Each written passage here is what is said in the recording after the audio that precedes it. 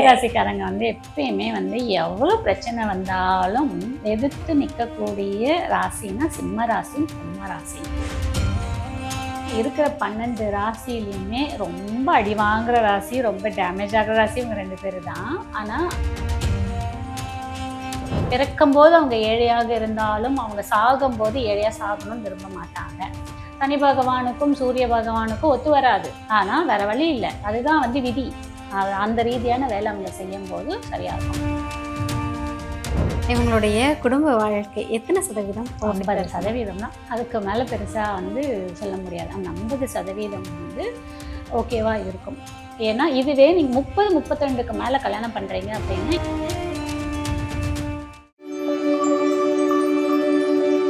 முதலாவதா சிம்ம ராசினியர்கள் எப்படி இருப்பாங்க? அவங்களுடைய குணாதிசயம். சிம்ம ராசிக்கு ரொம்ப டாப்பாக இருப்பாங்க. சொல்லும் போதே பிரைட்டா இருக்கு.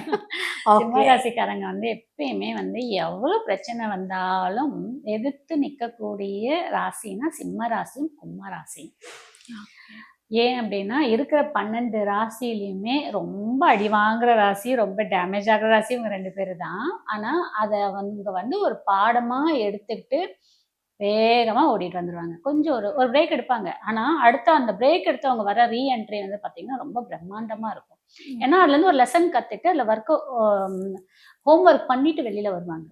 ஸோ அதே மாதிரி சிம்ம ராசிக்காரங்க இருக்காங்க அப்படின்னா அவங்க கிட்ட பிறக்கும்போது அவங்க ஏழையாக இருந்தாலும் அவங்க சாகும்போது ஏழையாக சாகணும்னு விரும்ப மாட்டாங்க. ஓகே, புரிஞ்சிச்சுங்களா? அதுலயே புரிஞ்சு அப்துல் கலாமுடைய கனவு வந்து இவங்க நிறைவேற்றுவாங்க. கண்டிப்பா. அவங்க வந்து அப்படி ஒரு கொஞ்சம் சோம்பேறித்தனம் அவங்க கிட்ட ஒட்டிக்கிட்டு இருந்துட்டே இருக்கும். ஏன்னா சிம்மத்தோடைய இது யாருன்னு பாத்தீங்கன்னா சிங்கம். சிங்கம் வந்து என்ன பண்ணும்? ஊருக்கே ராஜா ஆனாலும் சோம்பேறியா உழைக்காதது.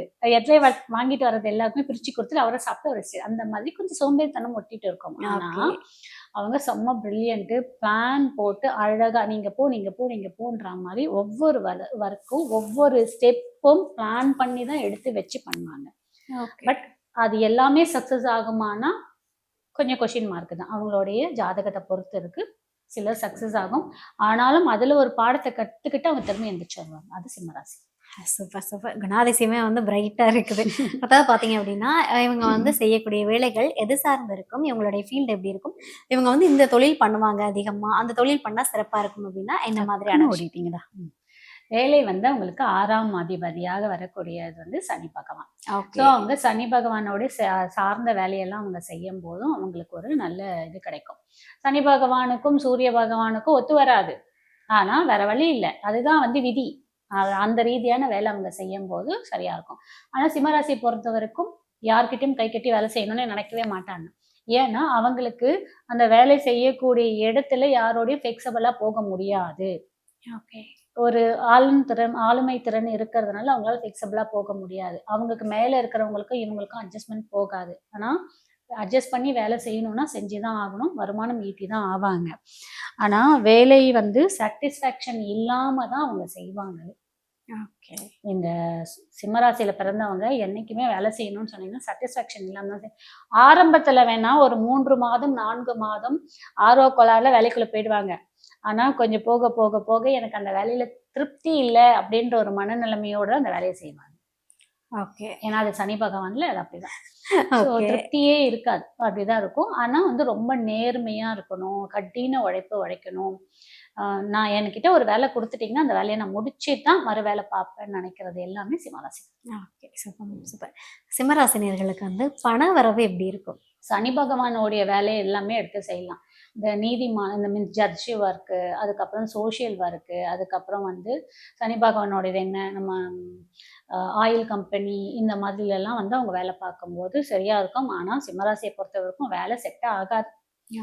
அது சாட்டிஸ்ஃபேக்ஷன் இல்லாமல் தான் காலத்தை ஓட்ட முடியும். தொழில் வந்து அவங்களுக்கு பார்த்தீங்கன்னா சுக்கிரன் வருவார், சுக்கிரன் புதன் வருவாங்க. ஸோ இதில் வந்து அவங்களுக்கு தொழில் ரொம்பவே நல்லா இருக்கும். அது ரிலேட்டடாக இருக்கக்கூடியது. இப்போ இதில் என்னெல்லாம் அவங்க பண்ணலாம் அப்படின்னு பார்த்தீங்க அப்படின்னா மீடியா ரிலேட்டடாக, நியூஸ் பேப்பர் ரிலேட்டடாக, அதற்கப்புறம் வந்து டைரக்டர்ஸ் இந்த ரிலேட்டடாக வந்து எல்லா ஒர்க்குமே அவங்க பண்ணலாம் தொழில். இப்போ ஒரு கேமராமேன் ஒரு கேமராக்கு இன்வெஸ்ட் பண்ணி ஒரு பிஸ்னஸ் கூட பண்ணலாம் அவங்க. ஓகேவா? ஒரு எடிட்டிங் தொழில் பண்ணலாம். அதுக்கப்புறம் வந்து சாஃப்ட்வேர் பண்ணலாம். அதுக்கப்புறம் ஐடி தொழில் பண்ணலாம். அதுக்கப்புறம் சிஏ, கம்யூனிகேஷனு இந்த ரீதியா இப்ப என்னலாம் கம்யூனிகேஷன் ஒர்க்ஸ் இருக்கோ அது எல்லாமே இவங்க பண்ணா ரொம்ப சூப்பரா வரும். ஓகே. சிம்ம ராசினியர்களுக்கு வந்து பணவரவு எப்படி இருக்கும்? அவங்களுக்கு நான் வந்து சிம்மராசியை பொறுத்தவரைக்கும் சிம்மம், கும்பம்லாம் வந்து வேலை பார்க்காதீங்க, பிசினஸ் பண்ணுங்கன்னு. உங்களுக்கு ஓகே. ஒரு சின்ன உங்க ஜாதக ரீதியா உங்களுக்கு அந்த பிசினஸ் பண்றதுக்கான அமைப்பு இருந்து, இந்த அமைப்பு பண்ணலாம்னா தாராளமா பிசினஸ் பண்ணுங்கன்னு. ஓகே. அப்படி இல்ல அப்படின்னா, வேலையில போறீங்க அப்படின்னா, கவர்மெண்ட் ஜாபா ம். ஒரு போஸ்டிங்கா, ஒரு அரசாங்கம், அரசியல், அரசு சார்ந்த இடத்துக்கு போறீங்க அப்படின்னு போயிட்டீங்கன்னா தப்பிச்சுப்பீங்க. இந்த மிடில்ல இருக்கீங்க அப்படின்னா, உங்களுக்கு சாட்டிஸ்ஃபேக்ஷன் இல்லாத ஜாபா தான் இருக்கும். ஓகே. அந்த மாரி பார்த்துக்கங்கன்னு சொல்றேன். பணவரவு. பணம் வந்து 2ஆம் அதிபதி தானே. நமக்கு 2ஆம் அதிபதி புதனா தானே வராரு. புதன்னும்போது பணம் வரும். சில்லற பணம் நெறைய வரும். ஆனா வந்த பணத்தை எல்லாமே நீங்க உங்களுக்காக வச்சுக்காம, உங்க குடும்பத்திற்கு, நம்மள சார்ந்து இருக்கிறவங்களுக்கு செய்யணும், செலவு பண்ணணுன்ற ஒரு எண்ணத்தோட, இன்டென்ஷனோட பண்ணுவீங்க. ஓகே. சிம்மம் பொறுத்தவரைக்கும், கும்பம் பொறுத்தவரைக்கும் அததான் பண்ணும். நம்மள சார்ந்தவங்கள சந்தோஷமா வச்சிருக்கோமா, அவங்களுக்கு தேவையான பொருட்கள வாங்கி தரோமா, அவங்களுக்கு தேவையான நீட் பண்றோமா அப்படின்னு பண்ணக்கூடியது. ஸோ உங்களுக்கு பணம் வரும். உங்களுக்குன்னா பணம் வராது. உங்கள சார்ந்தவங்களுக்கு பணம் வேணும்னு எதிர்பாருங்க. கண்டிப்பா பணம் வரும். ஓகே. பணம் வரும். உங்களுடைய இந்த வருமானம் பிசினஸ் பண்ணும்போது அந்த பணம்லாம் வருதுல்ல, அதெல்லாம் நீங்க சேமிச்சு வச்சு பண்ணிக்கலாம். சூப்பர். சிம்ம ராசினியர்களுடைய குடும்ப அமைப்பு எப்படி மேம் இருக்கும்? சிம்ம ராசிக்கு கல்யாண வாழ்க்கை பெரிய ஒரு கொஸ்டின் மார்க் தான். நான் வந்து எப்பயுமே சிம்ம ராசிக்காரங்களுக்கு கல்யாணம் பண்ணும்போது ரொம்ப ரொம்ப பார்த்து பண்ணுங்கன்னு. ஒண்ணு பார்த்து பண்ணுங்க, இல்லைன்னா ஜாதகமே பார்க்காம பண்ணுங்கன்னு சொல்லுவேன். ஓகே.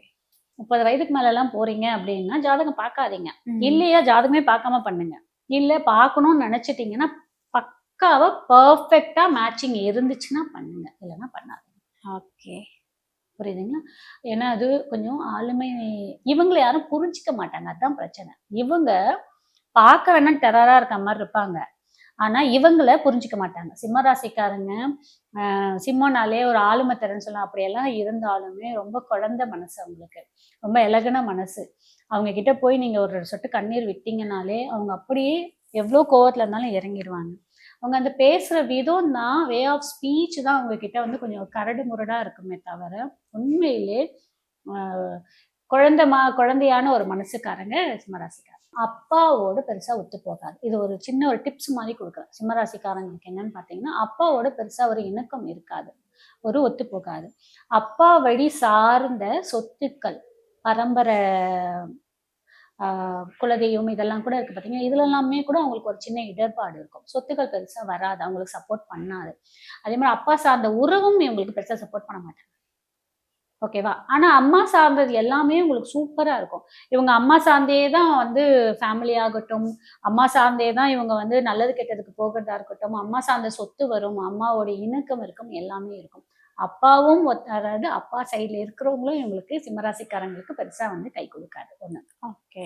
அதே மாதிரி இவங்க வந்து ரிஸ்க் எடுக்கிறதே இவங்களுக்கு ரஸ்க் சாப்பிடுற மாதிரி. ஓகே. லைஃப் முழுவதுமே. ஆனா, அத நெனச்சு தான் இவங்க என்ன பண்ணுவாங்கன்னா, கல்யாண விஷயத்துல ரிஸ்க் எடுத்து மாட்டிப்பாங்க.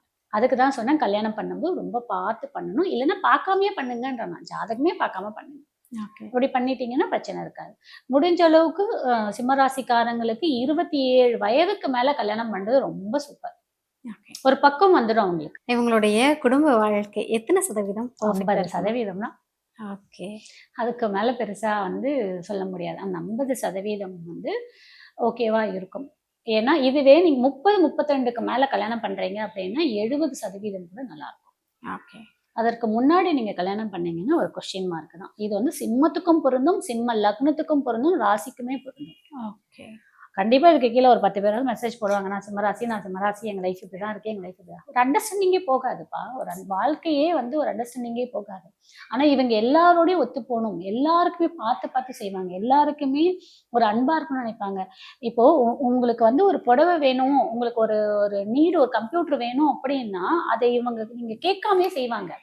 ஆனா இவங்களுடைய பாசத்தையும், இவங்களுடைய அன்பையும் இவங்க குடும்பமும் புரிஞ்சுக்காது. வெளியில இருக்கவங்களும் முதல்ல குடும்பத்துல இருக்கிறவங்களே புரிஞ்சுக்கலன்னா, வெளியில இருக்கிறவங்க எப்படி புரிஞ்சுப்பாங்க? ஓகே. அது யாருன்னா, இந்த சிம்ம ராசிக்காரங்களுக்கும். இதே ரீதி தான் குடும்பத்துக்கும் வரும். ஓகே. ஓகே. ஓகே. ஓகே. இவங்க வந்து சந்திக்கக்கூடிய பிரச்சனைகள் ஏதாவது இருக்குமா மேம்? இப்போ வந்து உடல் ரீதியாவோ, மன ரீதியாவோ? மன ரீதியா நெறைய ஸ்ட்ரெஸ் சந்திப்பாங்க. ஏன்னா புதன் இல்ல. அதனால மனசு வந்து ரொம்பவே ஸ்ட்ரெஸ்ஸ சந்திப்பாங்க. சனி பகவான் வர்றதுனால. சனி அதே மாரி ஐ பிரஷர். ஐ வந்து பிபி வந்து எப்பயுமே அவங்களுக்கு கொஞ்சம் அதிகமாவே இருக்கும். ஓகே. ஸோ அதில் வந்து கொஞ்சம் கண்ட்ரோல் பார்த்துக்கணும் அவங்க. அதாவது முதல்ல ஸ்ட்ரெஸ்ஸை வந்து ரிலீவ் பண்ணிடணும் அவங்க. ஓகே, ஏன் அப்படின்னா இவங்களுக்கு வாழ்க்கை முழுவதும் இப்போ இந்த ஒரு பிரச்சனை முடிஞ்சதா அடுத்த பிரச்சனை ரெடியாக நிற்கும். ஓகே, இதை முடிச்சுட்டு ஓகே ஒரு பெருமூச்சு விடலான்றதுக்குள்ளே இன்னொரு பிரச்சனை வந்து நிற்கும். அப்போ அவங்க என்ன பண்ணுவாங்க, அவங்க ஸ்ட்ரெஸ்லேயே தான் வாழ்க்கை ஓடும். ஸோ அந்த ஸ்ட்ரெஸ்ஸை அவங்க கம்மி பண்ணிடணும். ஸ்ட்ரெஸ்ஸை கம்மி பண்ணால் அவங்களுக்கு ஸ்கின் ப்ராப்ளம் வரும், அப்புறம் வந்து பிபி ப்ரெஷர் வரும். இந்த பிரச்சனை மட்டும் அவங்க கண்ட்ரோல். ஓகே, சூப்பர்மா. இவங்க வந்து வழிபடக்கூடிய ஸ்தலம் எதுவா இருக்கும்? இவங்க இந்த கடவுளை வழிபட்டா இன்னும் சிறப்பா இருக்கும் வாழ்க்கை அப்படின்னா எந்த கடவுள்? அவங்க வந்து சூரிய பகவானை டெய்லியுமே சூரிய நமஸ்காரம் பண்ணணும். சூரியன் உதயத்துக்கு 10 நிமிடத்துக்கு முன்னாடியே இவங்க போய் சூரியன் உதிக்கிறதுக்கு முன்னாடி 10 நிமிஷம் முன்னாடியே நின்றுட்டு ஆதித்யாய நமக சொல்லலாம். ஓகேங்களா? அது காலையில சொல்லும் போது ஒரு நல்ல மாற்றம். இவங்களுக்கு ஏற்படக்கூடிய எல்லா பிரச்சனையும் இவங்க கொஞ்சம் ப்ரொடெக்ட் பண்ணிக்கணும். Okay, super ma'am, super. Thank you so much.